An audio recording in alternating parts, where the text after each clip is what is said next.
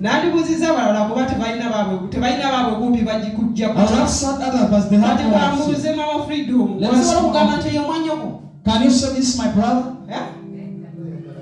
Bw'oba oyagala bulamu. If you want life, okkiriza ofe?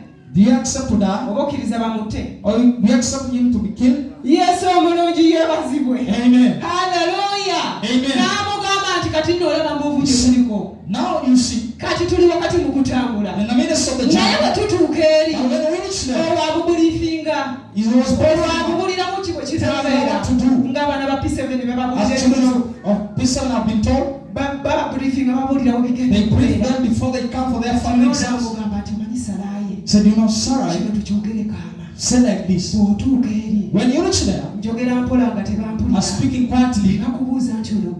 When they ask you, this is your husband, tell them, no, this is not my husband. Brother is my brother. Then Pharaoh is, though she felt bad, she felt something. Abraham is like turning around.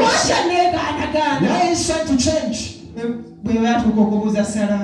they reached there, she was asked, said, this is my brother. You think she spoke out of joy?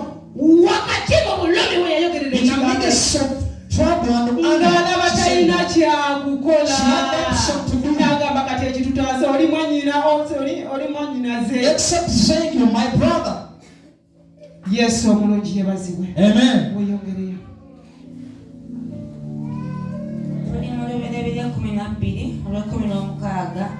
Nakola bulungi Ibulamu ku bubwe n'abanendiga 12:15 n'abakungu ba Falaawo ne bamulaba ne bamutendereza eri Falaawo ne batwala omukazi mu nnyumba ya Falaawo. Bamulabye Ibulayimu kye yalabirawo olubereberye. Omukazi w'akabina yakabigulamu omulundi gumu gwokka. So beautiful. Ne bamulabirawo. That they just saw her immediately after she had reached there. Kati oba singa nalinze we nandika bigudde ogumu nga bandabye dda. I wish I was the one. I don't know what would happen. Ibulayimu yakabigula lumu ne bamulabirawo. Abraham's woman was presented once and so she bagende Falaawo bamugamba nti tulabye omukazi omulungi. the officials were Kabigula ne babigula. beautiful wife. Kabigula ne bigula. She's so beautiful. Ne bagamba leeta. Say, bring her here. Falaawo alabika yayogera n'okweswata. Pharaoh was like, wow. Leeta. Was so eager to see her. Come, bring her here. Mwanatu ne baleeta. Then they brought her. Baba munoti ne baleeta. Tell your neighbor they brought her. Baleetedde Falaawo. They brought her to Pharaoh. Bamuleetedde ekitali kikye. They brought to her what Falaawo yesunga ekitali kikye. They brought to him what does he want? 16 n'akola bulungi Ibulamu ku bubwe. Falaawo akola bulungi Ibulayimu amanyi ali mu mukoddomi we. And Pharaoh entreated Abraham, amuwa ku mata, trying to give him giving him something. Knowing that his in-law Kumbe is dealing with her. Yesu omulungi ebazo. Weyongereyo. N'abanendiga n'ente n'endogoyi ensajja n'abaddu n'abazaana n'endogoyi enkazi n'eŋŋamira.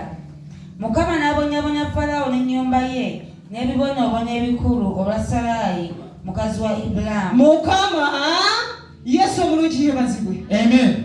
Ibulayimu Abraham yawaayo mukazi we. He gave out his wife olw'embeera. Because of the situation. Tumulenye naye yandiremeddeko n'agamba nti yadde embeera kino kyange. He insisted and said, please, this is mine. Naye yakwata n'awaayo. But he deliberately gave out her. Olw'embeera gye yali atidde. Because he was afraid of something. Falaawo n'ayaniriza Salaayi. Then Pharaoh welcomed her. Kyayaniriza kigenda okumufuukira ekyambika. Yet the one she had invited was something else. Bayibuli etugambye nti ennyumba ya Falaawo n'eryoka etandika okulwala. Then the house of Pharaoh fell sick. Ennyumba ya Falaawo n'eryoka etandika okulwala. The children of Pharaoh fell sick. Erwala lwaki? Why?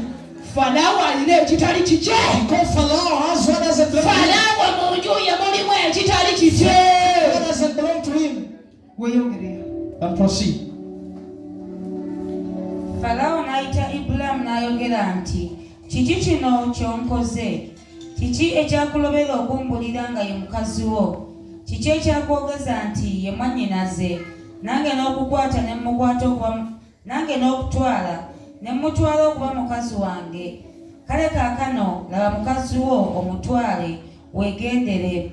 Falaawo n'amulagiriza abasajja. Yesu omulungi yeebazibwe. Amen. Haleluya. Amen. Ensonga lwaki The reason is why Falaawo yatasalaayi. Pharaoh left Pharaoh. Teyamuta kubanga tamwagala. She never feared because she didn't love her. Teyamuta kubanga yamulabira wala kati amulabye mubi. She never left her because she was bad or ugly. Naye basabo ne bannyabo. Ekyateeza